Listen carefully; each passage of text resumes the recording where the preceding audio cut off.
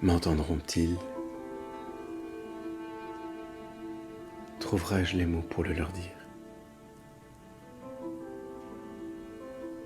C'est tellement fou. Ils ne me croiront pas. Ils me traiteront de fou. Et pourtant, je n'ai pas rêvé, tu sais. Ce n'était pas un rêve éveillé. Ce n'était pas un songe, je ne sais quoi. D'où aurais-je en effet ces quelques brindilles de paille? D'où garderais-je ce cœur qui ne cesse de brûler?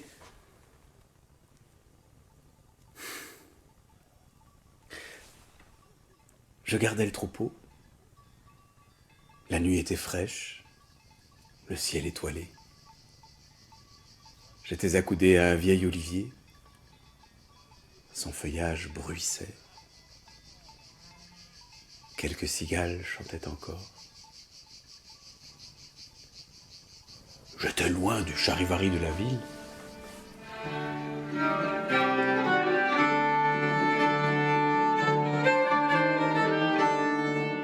Le matin même, je m'y étais rendu. Quelle bousculade! On ne s'entendait pas. Je devais me faufiler entre les étals des boutiquiers, les charrois de fruits et légumes, les caravanes d'hommes, de femmes et d'enfants portés sur les bras. Il en était venu de partout. Oh Samuel, je ne pouvais imaginer comment, d'une si petite bourgade, tant de gens pouvaient se réclamer originaires. Les hôtels, les salles communes, les gîtes, tout était plein. Et il en arrivait encore qui n'avaient pas réservé.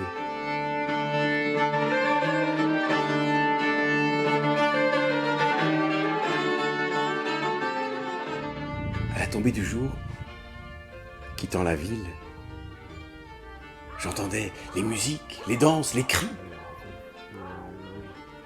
La fête des retrouvailles commençait alors. C'était la famille de Jacob qui accueillait les siens venus d'Antioche. C'était le patriarche qui recevait l'hommage des siens venus de Palmyre et d'Ur, en Chaldée. Certains même étaient venus de Corinthe et de Damas. Jour de fête et de réjouissance.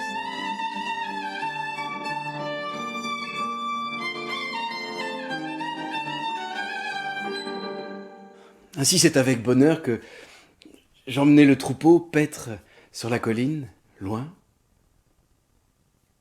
là où le regard plonge dans l'infini du ciel étoilé, avec pour compagnon le frémissement de la terre dont seuls les contours émergent dans la nuit.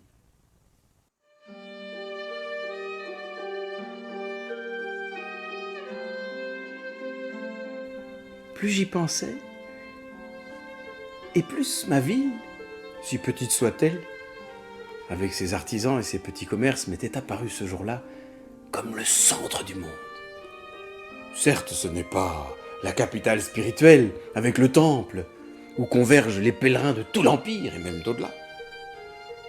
Ce n'est pas non plus le port de Corinthe, d'où embarquent les épices, les soies et le porphyre.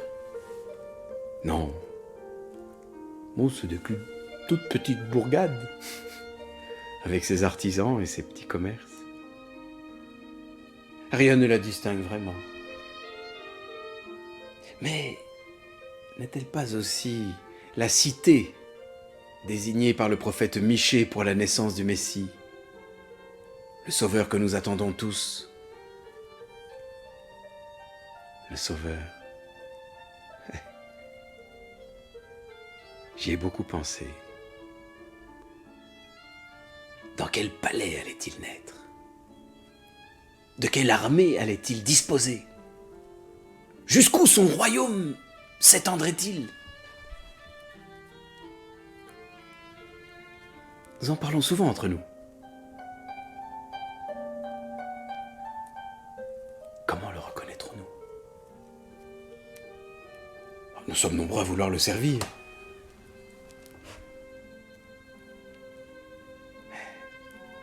nous implorons sa venue tous les jours. J'étais en pleine pensée lorsque mon regard fut attiré par une lumière inhabituelle. Le ciel semblait s'ouvrir sur une nuée d'anges. D'abord imperceptibles, leurs voix limpides, cristallines, célestes, me ravirent tout entier. La paix soit avec vous, homme de bonne volonté. Et lorsque je les entendis annoncer « Un sauveur vous est né », j'en frémis jusqu'au fond de mes entrailles. Ainsi, il est là, vivant, dans l'aujourd'hui. J'en avais la tête renversée. Vous le trouverez couché dans une crèche. Oh mon Dieu, est-ce possible? Aussi caché, aussi enfoui. Un ange se détacha, éclairant le lointain. Serait-ce là?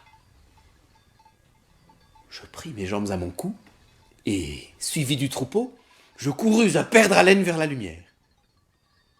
Je m'arrêtai sur le seuil de la grotte, saisi de crainte. Tandis que je reprenais mon souffle, un homme m'accueillit. Il m'invita à entrer. Une présence d'une immense douceur m'enveloppa. La mère du petit me prit la main, me fit asseoir à ses pieds. Elle découvrit l'enfant de son châle et me le déposa dans les bras.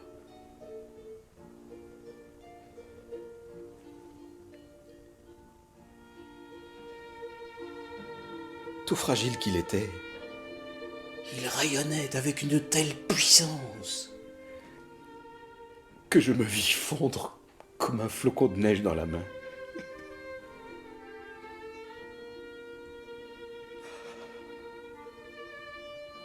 De mon cœur embrasé, une joie indicible se mit à sourdre et à déborder. Où suis-je? Demandai-je. Dans la famille de Marie et de Joseph. Oui, mais lui, qui est-il? Emmanuel. Dieu avec nous. Comment? Lui.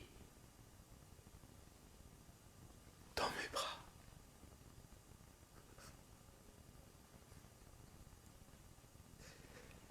Confus, je fermai les yeux et descendis jusqu'au plus profond de moi-même.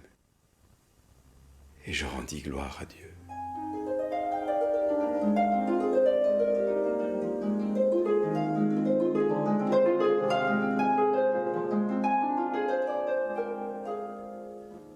Tu comprends, Samuel? Comment vais-je le leur dire?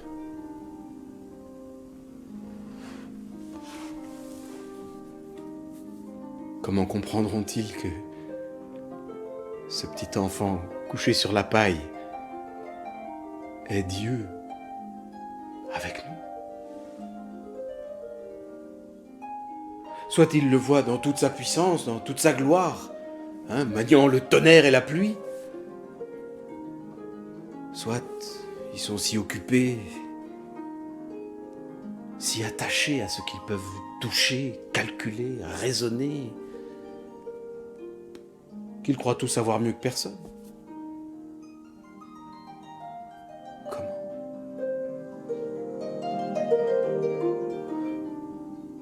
Comment leur découvrirai-je le mystère de cette nuit de Noël?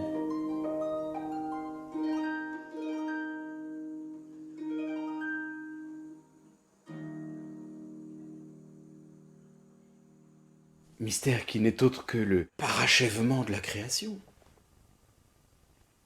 Dieu créateur, a désiré de toute éternité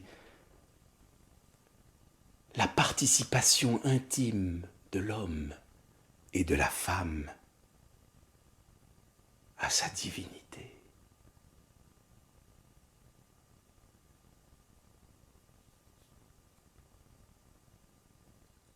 Son royaume n'est autre que